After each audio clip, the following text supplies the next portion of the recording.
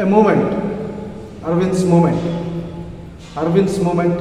with Mr. Pramod. ನಮಸ್ಕಾರ ಪ್ರಮೋದ್ ಅವರೇ, ಚೆನ್ನಾಗಿದ್ದೀರಾ? ನಮಸ್ಕಾರ ಸರ್, ನಾನು ಚೆನ್ನಾಗಿದ್ದೀನಿ. ನೀವು ಹೆಂಗಿದ್ದೀರಾ? ನಮ್ಮೂರು ನೆಲಮಂಗಲ.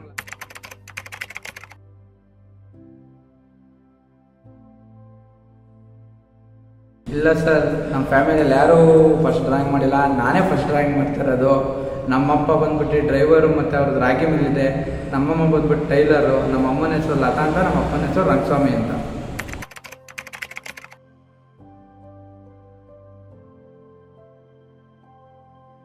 ಹೌದು ಸರ್, ಕಲೆ ಯಾರು ಸತ್ತು ಅಲ್ಲ. ನೀವು ಹೇಳ್ದಂಗೆ ನಾನು ಕ್ಲಾಸ್ಗೆ ಹೋಗಿ ಕಲ್ತಿಲ್ಲ. ನಾನು ಕಲ್ತಿರೋದು ಟಿ ವಿ ನೋಡಿ. ಮ್ಯಾಟ್ ಪ್ರೋಗ್ರಾಮಲ್ಲಿ ಪೋಗೋ ಚಾನಲಲ್ಲಿ ಬರ್ತಿದ್ದದು ಮ್ಯಾಡ್ ಅನ್ನೋ ಕಾರ್ಯಕ್ರಮ, ಅದ್ರಲ್ಲಿ ನೋಡಿ ಕಲ್ತಿರೋದು. ನಾನು ಕಲಿಯೋಕ್ಕೆ ಸ್ಟಾರ್ಟ್ ಮಾಡಿ 3ನೇ ಕ್ಲಾಸಿಂದ ಕಲ್ತಿದ್ದು.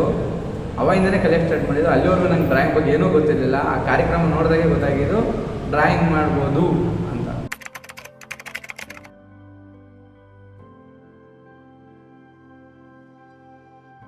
ಹೌದು ಸರ್, ನೀವು ಹೇಳ್ದಂಗೆ ಡಾಕ್ಟ್ರು, ಪೊಲೀಸು, ಲಾಯರ್ನ ಓದಿಸ್ಬೇಕು ಅಂತ ಸುಮಾರು ತಂದೆ ತಾಯಿಯರ ಆಸೆ ಇರುತ್ತೆ. ಆದರೆ ಅವ್ರ ಮಕ್ಳಿಗೆ ಏನು ಟ್ಯಾಲೆಂಟ್ ಇರುತ್ತೆ ಅಂತ ಅವ್ರಿಗೆ ಗೊತ್ತಿರಲ್ಲ.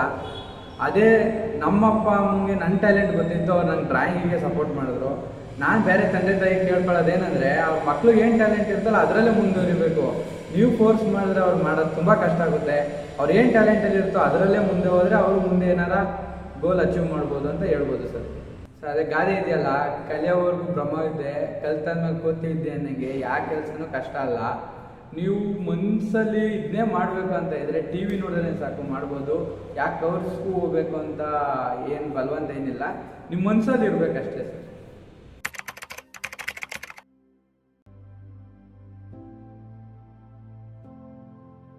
ಹಂಗೇನಿಲ್ಲ ಸರ್, ಅದು ಸುಮ್ಮನೆ ಕಾಂಪಿಟೇಷನ್ ಅಂತ, ರಂಗೋಲಿ ಕಾಂಪಿಟೇಷನ್ ಅಂತ ಇರೋದು. ನಾನು ಹೋಗ್ತಿದ್ದೆ, ನನಗೆ ಬರೋಷ್ಟು ಚಾಪೀಸು, ರಂಗೋಲಿ ಪೌಡ್ರು, ಕಲ್ಲರೆಲ್ಲ ಯೂಸ್ ಮಾಡಿ ಅಲ್ಲಿರೋ ದೇವ್ರನ್ನೇ, ಗಣೇಶ ಹಬ್ಬಕ್ಕೆ ಗಣೇಶನೇ ಬಿಡುತ್ತಿದೆ, ಅಣ್ಣಮ್ಮ ಕೂಡಿಸಿದೆ ಅಣ್ಣಮ್ಮನೇ ಬಿಡುತ್ತಿದೆ. ಅದನ್ನ ಮೆಚ್ಚಿ ನನಗೆ ಪ್ರೈಸ್ ಕೊಡೋರು ಅದರಿಂದ ಏರಿಯಾದಲ್ಲಿ ಗೊತ್ತು ಸರ್.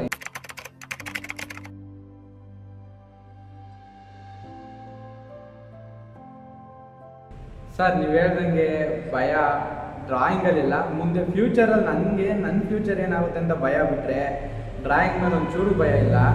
ನನಗೆ ಕಷ್ಟ ಅನಿಸಿ ಡ್ರಾಯಿಂಗ್ ಬಂದುಬಿಟ್ಟು ರೀಸೆಂಟಾಗಿ ಬಿಡಿಸಿದೆ RCB ವುಮೆನ್ ಟೀಮ್ದು. ಅಂದರೆ ಅದನ್ನು ಇನ್ಕಂಪ್ಲೀಟ್ ಮಾಡಲಿಲ್ಲ, ಫುಲ್ಲೇ ಮಾಡಿದ್ದೀನಿ. ಅಂದರೆ ತುಂಬ ಟೈಮು, ಭಯ, ಕಷ್ಟ ಆಗಿದ್ದಂಥ ಡ್ರಾಯಿಂಗ್ ಅಂದರೆ ಅದೊಂದೇ ಲೈಫಲ್ಲಿ.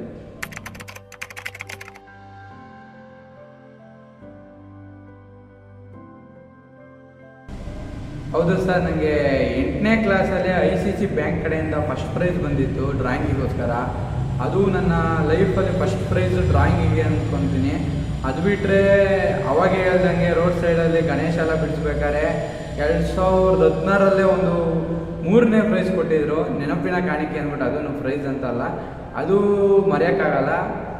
ಮತ್ತು ಇನ್ನು ಅವಾರ್ಡ್ಗಳು ಅಂದರೆ ಇದೇ ಫೇಸ್ ಪೇಂಟಿಂಗ್ ಬಂದಿದೆ ಕಾಲೇಜ್ಗಳಲ್ಲಿ. ಡ್ರಾಯಿಂಗಿಗೆ ಬೇಜಾನ್ ಪ್ರೈಸ್ಗಳು ಬಂದಿದೆ ಸರ್. ಅಷ್ಟು ಪ್ರೈಸ್ ಅಲ್ಲ ಸರ್, ನನಗೆ ತುಂಬ ಖುಷಿ ಕೊಟ್ಟಿದ್ದು ಅಂದರೆ ಅದು ಯಾವಾಗ ಹೇಳ್ದಂಗೆ ICC ಬ್ಯಾಂಕ್ ಕಡೆಯಿಂದ ಫಸ್ಟ್ನೇ ಪ್ರೈಸ್ ಬಂದಿತ್ತಲ್ಲ ಸ್ಕೂಲಲ್ಲಿ, ಅದೇ ತುಂಬ ಖುಷಿ ಕೊಟ್ಟಿದ್ದು. ಯಾಕಂದರೆ ಫಸ್ಟ್ ಟೈಮ್ ಅಲ್ಲ, ತುಂಬ ಖುಷಿ ಆಯಿತು.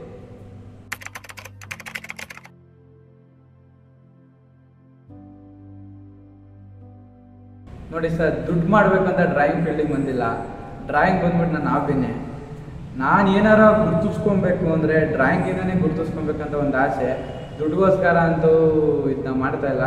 ಒಂದು ಜನ ನಾನು ಗುರ್ತಿಸ್ಲಿ ಅಂತ ಮಾಡ್ತಾ ಇದ್ದೀನಿ ಸರ್.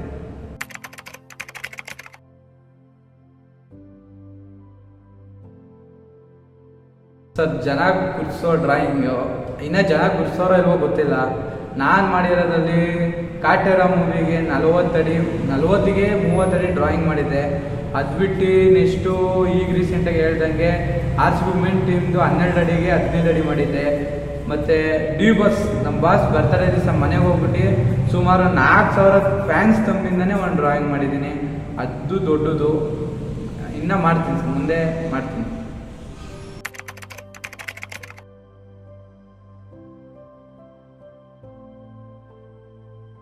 ಸರ್, ನಾನು 3ನೇ ಕ್ಲಾಸಿಂದ ಕಾಲೇಜು ಡಿಗ್ರಿವರೆಗೂ ಸುಮಾರು ಡ್ರಾಯಿಂಗ್ ಮಾಡಿದ್ದೀನಿ. ಅದರಲ್ಲಿ ದೊಡ್ಡವು ಅಂತ ಈ 3, ಇನ್ನೊಂದು 2-3 ಇದೆ. ನೀವು ಕೇಳೋದಂಗೆ ಬಾಸ್ ಬಗ್ಗೆ ಹೇಳಬೇಕು ಅಂದರೆ ನಾವು ಬಾಸ್ ಅಭಿಮಾನಿನ ಯಾವಾಗಿಂದನೂ ಅವ್ರು ನಮ್ಮನ್ನ ಸೆಲೆಬ್ರಿಟೀಸ್ ಅಂದವರು.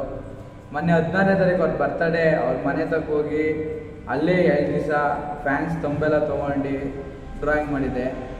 ಅಲ್ಲಿ ನನಗೆ ಬಾಸ್ ಮನೆ ಒಳಗೆ ಸಪೋರ್ಟ್ ಮಾಡಿದ್ದು ಬೌನ್ಸರ್ಸ್ಗಳಲ್ಲಿದ್ದವರು, ಅವರಿಗೆ ಥ್ಯಾಂಕ್ಸ್ ಹೇಳ್ಬೇಕು. ಮೊದಲು ಫಸ್ಟು ಬಾಸ್ ಮನೆ ಹತ್ರಕ್ಕೆ ಹೋಗಿದ ತಕ್ಷಣವೇ ನಾನು ಡ್ರಾಯಿಂಗ್ ನೋಡಿದ ತಕ್ಷಣ ಹೇಳಿದ್ದು ಒಂದೇ, ಚಿನ್ನ 5 ನಿಮಿಷ ಚಿನ್ನ ನಾನೇ ಬರ್ತೀನಿ. ಅದು ಹೆಂಗಿತ್ತು ಅಂದರೆ ಡೈಲಿ ಬೆಳಗ್ಗೆ ನಾವು ಅವ್ರ ಮನೆ ಮುಂದೆ ಹೋಗ್ತೀವೇನೋ ನಂಗೆ ಗುರುತಿಸ್ದಂಗೆ ಆ ಫೀಲಲ್ಲಿ ಮಾತಾಡಿದ್ರು.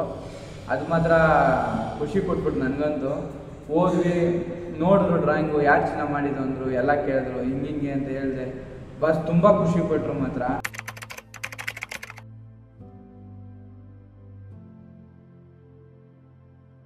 ಹೌದು ಸರ್, ಬಾಸ್ದು ಮುಂದೆ ದೊಡ್ಡ ಡ್ರಾಯಿಂಗ್ ಇದೆ ಡೆವಿಲ್ ಮೂವಿಗೆ.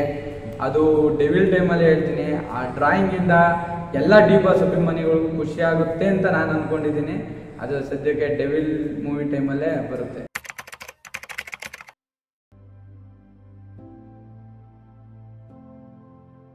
ಬರೇ ಬಾಸ್ದೆ ಅಂತಲ್ಲ, ನಾವು ಅವ್ರ ಅಭಿಮಾನಿ ಆಗಿರೋದ್ರಿಂದ ಫಸ್ಟು ಬಾಸ್ ಮಾಡ್ತೀನಿ, ಎಲ್ಲರದು ಮಾಡ್ತೀನಿ. ಕನ್ನಡ ಇಂಡಸ್ಟ್ರಿ ಬರೀ ನಾವು ಒಟ್ಟು ಕರ್ನಾಟಕದ್ದು ಮಾಡ್ತೀನಿ ಜಾಸ್ತಿ, ಅದಂತೂ ನಿಜ.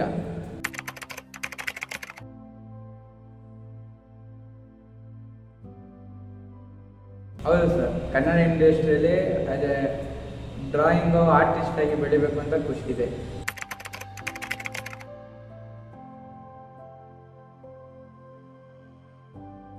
ನನ್ನ ಜೀವನದ ಫಸ್ಟ್ ಗಿಫ್ಟು, ಬೆಸ್ಟ್ ಗಿಫ್ಟು ಅಂದರೆ ನಮ್ಮಪ್ಪ ನನಗೆ ಬುಲೆಟ್, ನನ್ನ ಡ್ರೀಮ್ ಬೈಕ್ ಆದ ಬುಲೆಟ್ ಬೈಕ್ ಕೊಡಿಸಿದ್ರು. ಅದೇ ನನ್ನ ಜೀವನದ ಬೆಸ್ಟ್ ಗಿಫ್ಟ್.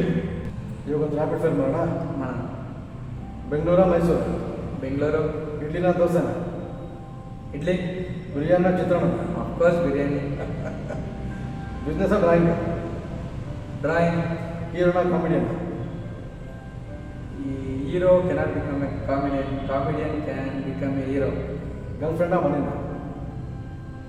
ಮನಿ. ದುಡ್ಡು ಮಾಡಿದ್ರೆ ಫ್ರೆಂಡು ಗರ್ಲ್ ಫ್ರೆಂಡ್ಸ್ ಎಲ್ಲ ಬರ್ತಾರೆ. Arrange marriage love marriage? Arrange marriage. ವೈಫಾ ಫ್ರೆಂಡ್ಸಾ? ಫ್ರೆಂಡ್ಸ್. ಸಿಂಗಲಾ ಕಮಿಟೆಡ್? ಸಿಂಗಲ್. ಸೂಪರ್.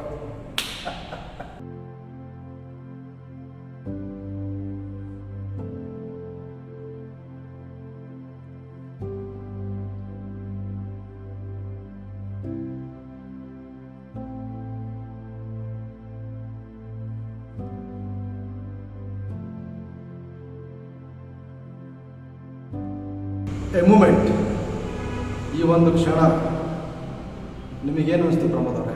ಸರ್, ಅದೇ ಈ ಮೂಮೆಂಟ್ ಬಗ್ಗೆ ಹೇಳ್ಬೇಕಂದ್ರೆ ಖುಷಿ, ಫನ್ ಎಲ್ಲ ಇತ್ತು. ಮತ್ತು ನಮ್ಮಂಥ ಚಿಕ್ಕ ಕಲಾವಿದರನ್ನು ಗುರುತಿಸಿ ಇಂಟರ್ವ್ಯೂ ಮಾಡಿ ಬೆಳಿಬೇಕು ಅಂತ ಬಂದಿದ್ದೀರಾ. ನಿಮ್ಮ ಸಹಕಾರ ಹೀಗೆ ಇರಲಿ, ಎಲ್ಲರಿಗೂ ಹೀಗೆ ಸಹಕಾರ ಮಾಡಿ. ಮತ್ತು ಈ ಮೂಮೆಂಟ್ನ ಲೈಫಲ್ಲಿ ಮರೆಯಲ್ಲ. ಈ ಥರ ಮೂಮೆಂಟ್ನ ಇನ್ನೂ ಎಲ್ಲರಿಗೂ ಚಿಕ್ಕ ಕಲಾವಿದರಿಗೂ ನೀವು ದೊರಕಿಸ್ಬೇಕು ಅಂತ ನಾನು ಕೇಳ್ಕೊತೀನಿ. ಮತ್ತು ಈ ಮೂಮೆಂಟ್ ನನ್ನ ಲೈಫಲ್ಲಿ ಯಾವತ್ತೂ ಮರೆಯಲ್ಲ. ಧನ್ಯವಾದ.